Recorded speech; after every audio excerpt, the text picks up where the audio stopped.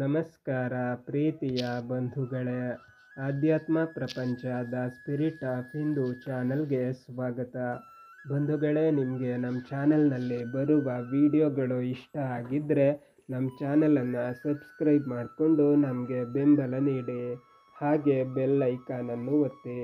ಭಗವದ್ಗೀತೆ ಅಧ್ಯಾಯ 14 ಗುಣತ್ರಯ ವಿಭಾಗ ಯೋಗ. ಇಲ್ಲಿ ಕೃಷ್ಣ ತ್ರಿಗುಣವನ್ನು ದಾಟಿದಾಗ ಅದರಿಂದ ಮೋಕ್ಷ ಪ್ರಾಪ್ತಿಯಾಗುತ್ತದೆ ಎಂದು ಹೇಳಿದ. ಹೀಗೆ ಹೇಳಿದಾಗ ಸಹಜವಾಗಿ ನಮಗೊಂದು ಪ್ರಶ್ನೆ ಬರುತ್ತದೆ. ಅದೇ ಪ್ರಶ್ನೆಯನ್ನು ಮುಂದಿನ ಶ್ಲೋಕದಲ್ಲಿ ಅರ್ಜುನ ಕೃಷ್ಣನ ಮುಂದಿಡುತ್ತಾನೆ. ಶ್ಲೋಕ 21. ಅರ್ಜುನ ಉವಾಚ ಕೈಲಿಂಗೈ ತ್ರೀನ್ ಗುಣಾನ್ ಏತಾನ್ ಅತೀತ ಭವತಿ ಪ್ರಭೋ ಕಿಂ ಆಚಾರ ಕಥಂ ಚ ಏತಾನ್ ತ್ರೀನ್ ಗುಣಾನ್ ಅತಿವರ್ತತೆ. ಅರ್ಜುನ ಕೇಳಿದನು, ಒಡೆಯನೇ, ಯಾವ ಕುರುಹುಗಳಿಂದ ಈ 3 ಗುಣಗಳನ್ನು ದಾಟಿದವನೆನ್ನಿಸುತ್ತಾನೆ? ಅವನ ನಡೆವಳಿಕೆ ಎಂಥದು? ಹೇಗೆ ಈ 3 ಗುಣಗಳನ್ನು ದಾಟುತ್ತಾನೆ? ನಿಮ್ಮೆಲ್ಲರ ಪರವಾಗಿ ಅರ್ಜುನ ಕೃಷ್ಣನಲ್ಲಿ ಪ್ರಶ್ನೆ ಹಾಕುತ್ತಾನೆ. ಆತ ಕೇಳುತ್ತಾನೆ, 3 ಗುಣಗಳನ್ನು ದಾಟಿದವನೊಬ್ಬನಿದ್ದರೆ ಅವನನ್ನು ಗುರುತಿಸುವುದು ಹೇಗೆ? ಆತನ ಕುರುಹು ಏನು? ಅವನ ನಡತೆ ಹೇಗಿರುತ್ತದೆ?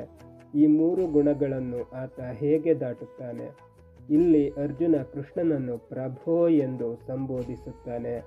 ನನ್ನ ಪ್ರಶ್ನೆಗಳಿಗೆ ಖಂಡಿತವಾಗಿ ಉತ್ತರ ಕೊಡಬಲ್ಲವ ನೀನೊಬ್ಬನೇ ಎನ್ನುವ ಧ್ವನಿ ಮತ್ತು ಪೂರ್ಣ ಶರಣಾಗತಿ ಈ ಸಂಬೋಧನೆಯ ಹಿಂದಿದೆ. ಭಗವಂತ ಅರ್ಜುನನ ಈ ಪ್ರಶ್ನೆಗೆ ಮುಂದಿನ ಶ್ಲೋಕಗಳಲ್ಲಿ ವಿವರವಾಗಿ ಉತ್ತರಿಸಿದ್ದಾನೆ. ಶ್ಲೋಕ 22. ಭಗವಾನ್ ಉವಾಚ ಪ್ರಕಾಶಂ ಚ ಪ್ರವೃತ್ತಿಂ ಚ ಮೋಹಮೇವ ಚ ಪಾಂಡವ ನ ದ್ವೇಷ್ಟಿ ಸಂಪ್ರವೃತ್ತಾನಿ ನ ನಿರ್ವೃತ್ತಾನಿ ಕಾಂಕ್ಷತೆ. ಭಗವಂತ ಹೇಳಿದನು, ಪಾಂಡವ, ಲೌಕಿಕದ ತಿಳಿವಿನ ಬೆಳಕನ್ನಾಗಲಿ ಕಾಯಕದ ಹುರುಪನ್ನಾಗಲಿ ಭ್ರಾಂತಿಯನ್ನೇ ಆಗಲಿ ಇದ್ದಾಗ ದ್ವೇಷಿಸುವುದಿಲ್ಲ, ಇರದಾಗ ಬಯಸುವುದಿಲ್ಲ.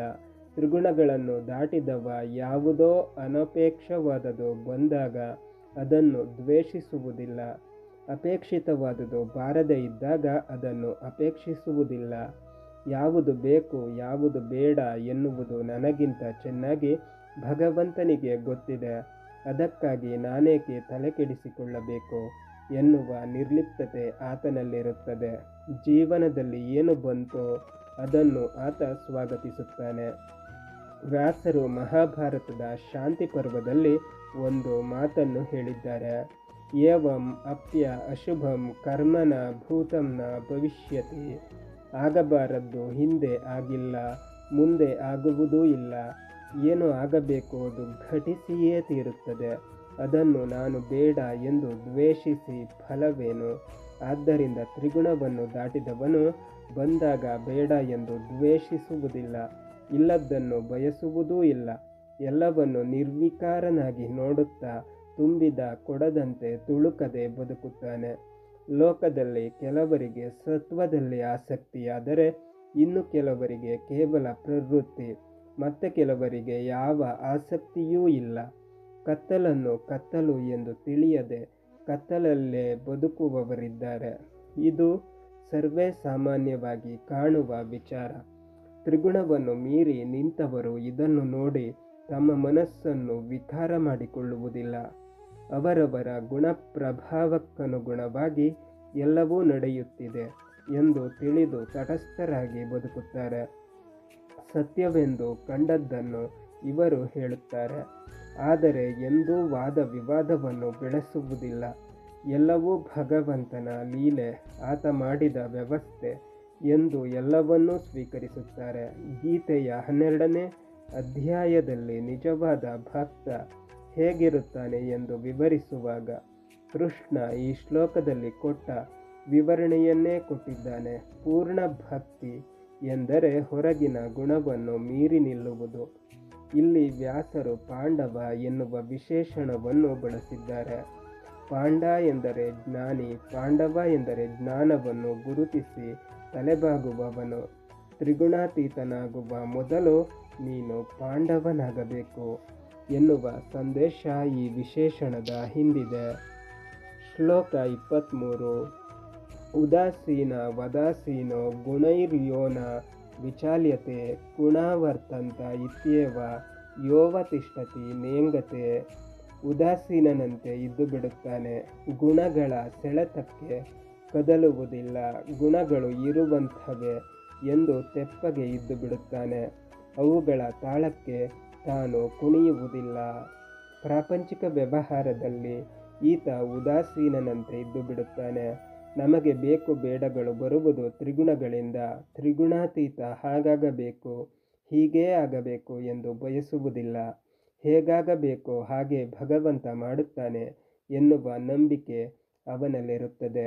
ಇಲ್ಲಿ ಒಂದು ವಿಷಯವನ್ನು ನಾವು ತಿಳಿದುಕೊಳ್ಳಬೇಕು. ಪ್ರಪಂಚದಲ್ಲಿ ನಡೆಯುವ ಘಟನೆಗಳು ನಮ್ಮ ಅಧೀನವಲ್ಲ.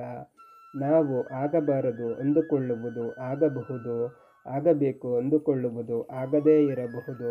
ಹೀಗಿರುವಾಗ ಹೀಗೇ ಆಗಬೇಕು ಎಂದು ವ್ಯರ್ಥವಾಗಿ ಮನಸ್ಸನ್ನು ಉದ್ವೇಗಕ್ಕೊಳಪಡಿಸುವುದರಲ್ಲಿ ಅರ್ಥವಿಲ್ಲ. ಹೀಗೆ ಬದುಕಿದಾಗ ಬಯಸಿದ್ದು ಆಗದಿದ್ದಾಗ ಕೋಪವಿಲ್ಲ, ಆದಾಗ ಹಾರಾಟವಿಲ್ಲ, ಮನಸ್ಸು ಪ್ರಸನ್ನವಾಗಿರುತ್ತದೆ. ಇಂದ್ರಿಯಗಳು ಗುಣಗಳಲ್ಲಿ ಇರುತ್ತವೆ, ಇಂದ್ರಿಯಗಳ ಹಿಂದೆ ಗುಣಗಳಿರುತ್ತವೆ. ಆದರೆ ತ್ರಿಗುಣಾತೀತ ಇವೆಲ್ಲವನ್ನು ತಿಳಿದು ತಲೆಕೆಡಿಸಿಕೊಳ್ಳದೆ ಯಾವುದೇ ಕ್ರಿಯೆಯಲ್ಲಿ ಕೂಡ ಚಪಲವಿಲ್ಲದೆ ಬದುಕುತ್ತಾನೆ. ಶ್ಲೋಕ 24. ಸಮದುಃಖ ಸುಖ ಸ್ವಸ್ಥ ಸಮಾಲೋಷ್ಟಾಶ್ಮಕಾಂಚನ ತುಲ್ಯಪ್ರಿಯ ಪ್ರಿಯೋ ಧೀರಸ್ತುಲ್ಯ ನಿಂದಾತ್ಮ ಸಂಸ್ತುತಿ. ಸುಖ ದುಃಖವನ್ನು ಸಮನಾಗಿ ಕಾಣುತ್ತಾನೆ, ತನ್ನಲ್ಲೇ ತಾನು ಇದ್ದು ಬಿಡುತ್ತಾನೆ. ಮಣ್ಣು ಕಲ್ಲು ಚಿನ್ನ ಅವನಿಗೆ ಒಂದೇ ಥರ. ಸಾಧನೆಯಿಂದ ಬಗೆಗಟ್ಟಿಕೊಂಡ ಅವನಿಗೆ ಪ್ರಿಯವೂ ಒಂದೇ, ಅಪ್ರಿಯವೂ ಒಂದೇ, ತೆಗಳಿಕೆಯೂ ಒಂದೇ, ಹೊಗಳಿಕೆಯೂ ಒಂದೇ. ತ್ರಿಗುಣಾತೀತ ಸರ್ವ ಸುಖ ದುಃಖವನ್ನು ಸಮನಾಗಿ ಕಾಣುತ್ತಾನೆ. ಏಕೆಂದರೆ ನಮಗೆ ಮೇಲ್ನೋಟಕ್ಕೆ ಸುಖವೆಂದು ಕಾಣುವುದು ನಿಜವಾಗಿ ಸುಖವಾಗಿ ಇರಬೇಕೆಂದಿಲ್ಲ. ಅದೇ ರೀತಿ ದುಃಖ ಕೂಡ. ಇದನ್ನು ತಿಳಿದಾಗ ಎಲ್ಲವೂ ಭಗವಂತನ ಲೀಲೆ ಎನ್ನುವ ಭಾವನೆ ಮನಸ್ಸಿನಲ್ಲಿ ಹುಟ್ಟುತ್ತದೆ. ಆಗ ಎಲ್ಲವನ್ನು ಸಮನಾಗಿ ಕಾಣುವ ಕ್ಷಮತೆ ನಮ್ಮಲ್ಲಿ ಬೆಳೆಯುತ್ತದೆ. ನಾವು ಹೇಗೆ ನಾಟಕದಲ್ಲಿ ನಡೆಯುವ ದೃಶ್ಯವನ್ನು ಪ್ರೇಕ್ಷಕರಂತೆ ಕಾಣುತ್ತೇವೋ ಹಾಗೆ ಪ್ರಪಂಚದಲ್ಲಿ ನಡೆಯುವ ಘಟನೆಗಳನ್ನು ಪ್ರೇಕ್ಷಕರಂತೆ ಕಾಣಲು ಅಭ್ಯಾಸ ಮಾಡಿಕೊಳ್ಳಬೇಕು. ಅದು ಸುಖಮಯವಿರಬಹುದು, ದುಃಖಮಯವಿರಬಹುದು. ಆದರೆ ನಾವು ಭಗವಂತನ ಒಂದೊಂದು ಕ್ರಿಯೆಯನ್ನು ಆಸ್ವಾದಿಸಬೇಕು. ಜೀವನದಲ್ಲಿ ಬರುವ ತಾತ್ಕಾಲಿಕ ದುಃಖ ನಮ್ಮ ಶಾಶ್ವತ ಸುಖಕ್ಕೆ ಕಾರಣವಾಗಿರುತ್ತದೆ. ಆದರೆ ಅದು ನಮಗೆ ತಿಳಿದಿರುವುದಿಲ್ಲ ಅಷ್ಟೇ. ತ್ರಿಗುಣಾತೀತರು ಈ ವಿಷಯವನ್ನು ಅರಿತು ಸುಖ ದುಃಖವನ್ನು ಸಮನಾಗಿ ಕಾಣುತ್ತಾ ಆನಂದದಿಂದ ಬದುಕುತ್ತಿರುತ್ತಾರೆ. ಹಿಂದೆ ಸ್ಥಿತಪ್ರಜ್ಞ ಮತ್ತು ಭಕ್ತರ ಲಕ್ಷಣ ಹೇಳುವಾಗ ಹೇಳಿದ ಮಾತುಗಳನ್ನು ಕೃಷ್ಣ ಇಲ್ಲಿ ಮತ್ತೆ ಪುನರುಚ್ಚರಿಸುತ್ತಾನೆ. ತ್ರಿಗುಣಾತೀತನಿಗೆ ಮಣ್ಣು ಅಮೂಲ್ಯ, ರತ್ನ ಚಿನ್ನ ಎಲ್ಲವೂ ಒಂದೇ. ಆತನಿಗೆ ಚಿನ್ನವಾಗಲಿ ರತ್ನವಾಗಲಿ ಅಮೂಲ್ಯ ಎಂದು ಕಾಣುವುದಿಲ್ಲ. ಆತನಿಗೆ ಅಮೂಲ್ಯ ಜ್ಞಾನವೊಂದೇ. ಈ ಕಾರಣದಿಂದ ಆತ ಹಣದಲ್ಲಾಗಲಿ ಮುತ್ತು ರತ್ನದಲ್ಲಾಗಲಿ ಬಂಗಾರದಲ್ಲಾಗಲಿ ಯಾವುದೇ ರೀತಿಯ ಅಭಿಲಾಷೆ ತೋರುವುದಿಲ್ಲ. ಆದ್ದರಿಂದ ಆತ ಸಂತೋಷದಿಂದ ಬದುಕುತ್ತಾನೆ. ಭಾಗವತದ 3ನೇ ಸ್ಕಂದದಲ್ಲಿ ಬರುವ ಒಂದು ಶ್ಲೋಕ ಈ ರೀತಿ ಹೇಳುತ್ತದೆ. ಯಶ್ಚ ಮೂಢತಮೋ ಲೋಕೆ ಯಶ್ಚ ಬುದ್ಧೇ ಪರಂಗತ ತಾವು ಭೌ ಸುಖಮೇಧೇತೆ ಕ್ಲಿಶ್ಯತ್ಯಂತರಿತೋ ಜನ. ಒಬ್ಬ ಮೂಢ ಮತ್ತು ಇನ್ನೊಬ್ಬ ಜ್ಞಾನಿ, ಇವರಿಬ್ಬರೂ ಲೋಕದಲ್ಲಿ ಸುಖದಿಂದ ಬದುಕಬಲ್ಲರು ಎಂದು. ಏಕೆಂದರೆ ಇವರಿಗೆ ಹಣದ ಮೋಹವಿರುವುದಿಲ್ಲ. ಆದರೆ ಇವೆರಡರ ಮಧ್ಯದಲ್ಲಿರುವವರು ಜೀವನದ ಅರ್ಥ ತಿಳಿಯದೆ ಮೋಹಕ್ಕೆ ಬಲಿಯಾಗಿ ದುಃಖ ಅನುಭವಿಸುತ್ತಾರೆ. ಹೇಗೆ ಜ್ಞಾನಿಗಳು ತಮ್ಮ ಜೀವನದಲ್ಲಿ ಈ ತತ್ವವನ್ನು ಅಳವಡಿಸಿಕೊಂಡು ಬದುಕುತ್ತಾರೆ ಎನ್ನುವುದಕ್ಕೆ ರಾಮಕೃಷ್ಣ ಪರಮಹಂಸರ ಜೀವನ ಚರಿತ್ರೆ ಉತ್ತಮ ನಿದರ್ಶನ. ಮೈಸೂರು ಮಹಾರಾಜರ ಕಾಲದಲ್ಲಿ ಸೋದೆ ಮಠದ ಸ್ವಾಮಿಗಳಾಗಿದ್ದ ವಿಶ್ವಪ್ರಿಯ ತೀರ್ಥರು, ವೃಂದಾವನಾಚಾರ್ಯರು ಬದುಕಿನ ಜೀವನ ಶೈಲಿ ಇದಕ್ಕೆ ಇನ್ನೊಂದು ಉತ್ತಮ ದೃಷ್ಟಾಂತ. ಈ ಶ್ಲೋಕವನ್ನು ಇನ್ನೊಂದು ಮುಖದಲ್ಲಿ ನೋಡಿದಾಗ ನಮಗೆ ಇನ್ನೂ ಒಂದು ವಿಶೇಷ ಸಂದೇಶ ತಿಳಿಯುತ್ತದೆ. ಒಬ್ಬ ನಿಜವಾದ ಭಕ್ತನ ಭಗವದ್ಭಕ್ತಿ ಆತನ ಜೀವನದಲ್ಲಿ ಬರುವ ಸುಖ ದುಃಖಗಳಿಂದ ಏರುಪೇರಾಗುವುದಿಲ್ಲ. ಬಡತನವಿರಲಿ ಸಿರಿತನವಿರಲಿ, ಈತ ನಿರಂತರ ಭಗವಂತನ ಭಕ್ತಿಯಲ್ಲಿ ತೊಡಗಿರುತ್ತಾನೆ. ಈತನ ಭಕ್ತಿಗೆ ಇನ್ನೊಬ್ಬರ ಪ್ರೀತಿ ದ್ವೇಷ ಎಂದೂ ಮಾನದಂಡವಲ್ಲ. ಈ ರೀತಿ ತ್ರಿಗುಣಾತೀತರು ಎಲ್ಲ ಸ್ಥಿತಿಯಲ್ಲೂ ಸಮಾನತೆಯಿಂದ ಬದುಕುತ್ತಾರೆ. ಶ್ಲೋಕ 25. ಮಾನಾಪಮಾನಯೋಸ್ತುಲ್ಯಸ್ತುಲ್ಯೋ ಮಿತ್ರಾರಿಪಕ್ಷಯೋ ಸರ್ವಾರಂಭ ಪರಿತ್ಯಾಗಿ ಗುಣಾತೀತ ಸ ಉಚ್ಯತೆ. ಸಮ್ಮಾನವೂ ಒಂದೇ, ಅಪಮಾನವೂ ಒಂದೇ, ಗೆಳೆಯರ ಬಳಗವೂ ಒಂದೇ, ಹಗೆಯರ ಬಳಗವೂ ಒಂದೇ.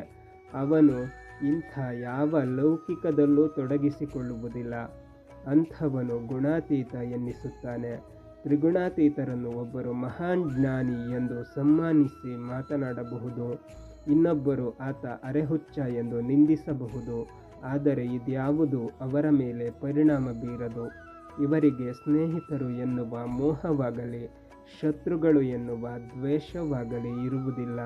ಇವರು ಎಲ್ಲರನ್ನೂ ಅವರವರ ಯೋಗ್ಯತೆಗೆ ತಕ್ಕಂತೆ ಕಾಣುತ್ತಾ ಭಗವಂತನ ಭಕ್ತಿಗೆ ವಿರುದ್ಧವಾದ ಯಾವ ಚಟುವಟಿಕೆಯಲ್ಲೂ ತೊಡಗದೆ ಬದುಕುತ್ತಾರೆ.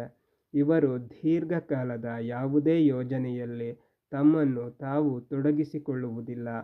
ಹೀಗೆ ಮೇಲಿನ 4 ಶ್ಲೋಕದಲ್ಲಿ ಹೇಳಿದ ಎಲ್ಲ ಸ್ವಭಾವವುಳ್ಳವರು ಗುಣಾತೀತರೆನಿಸುತ್ತಾರೆ. ಶ್ಲೋಕ 26, 27. ಇಲ್ಲಿಯ ತನಕ ತ್ರಿಗುಣಗಳ ಬಗ್ಗೆ ಮತ್ತು ತ್ರಿಗುಣಾತೀತರ ಸ್ವಭಾವದ ಬಗ್ಗೆ ವಿವರಿಸಿದ ಕೃಷ್ಣ ಕೊನೆಯ 2 ಶ್ಲೋಕದಲ್ಲಿ ನಾವು ತ್ರಿಗುಣಾತೀತರಾಗುವ ಬಗೆ ಹೇಗೆ ಎನ್ನುವುದನ್ನು ವಿವರಿಸುತ್ತಾನೆ.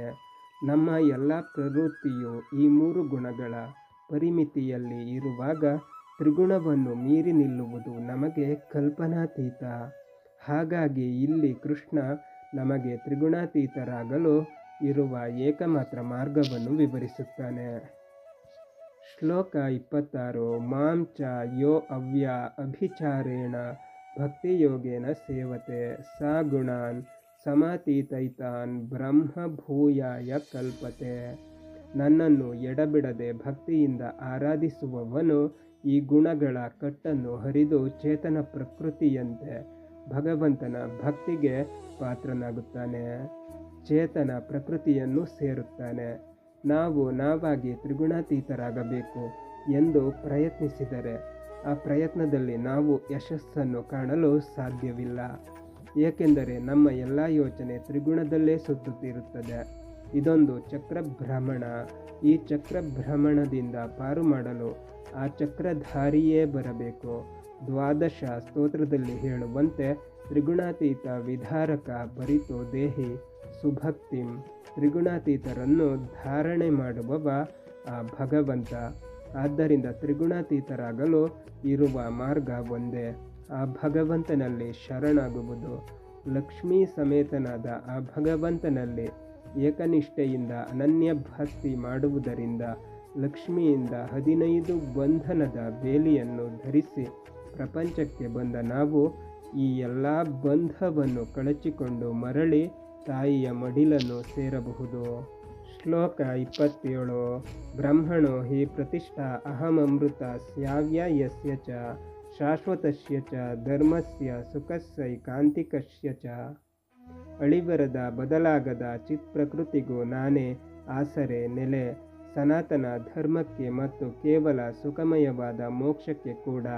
3 ಗುಣಗಳನ್ನು ಮೀರಿ ನಿಂತಾಗ ಜೀವದ ಸಹಜ ಶಾಶ್ವತ ಧರ್ಮ ಅಭಿವ್ಯಕ್ತವಾಗುತ್ತದೆ. ಈ ಸ್ಥಿತಿಯಲ್ಲಿ ಬ್ರಹ್ಮತತ್ವವಾದ ಚಿತ್ಪ್ರಕೃತಿ ಶ್ರೀಲಕ್ಷ್ಮಿಗೂ ಆಸರೆಯಾದ ಆ ಭಗವಂತನನ್ನು ಮೋಕ್ಷದಲ್ಲಿ ಸೇರಬಹುದು. ಬಂಧುಗಳೇ, ಭಗವದ್ಗೀತೆ ಮುಂದುವರಿಯುತ್ತದೆ. ಅಲ್ಲಿಯ ತನಕ ನಮ್ಮ ಚಾನಲನ್ನು ನೋಡ್ತಾ ಇರಿ. ಎಲ್ಲ ವಿಡಿಯೋಗಳನ್ನು ನೋಡಿ, ಶೇರ್ ಮಾಡಿ, ಲೈಕ್ ಮಾಡಿ, ಕಮೆಂಟ್ ಮಾಡಿ, ಹಾಗೆ ನಮ್ಮ ಚಾನಲನ್ನು ಸಬ್ಸ್ಕ್ರೈಬ್ ಮಾಡಿ.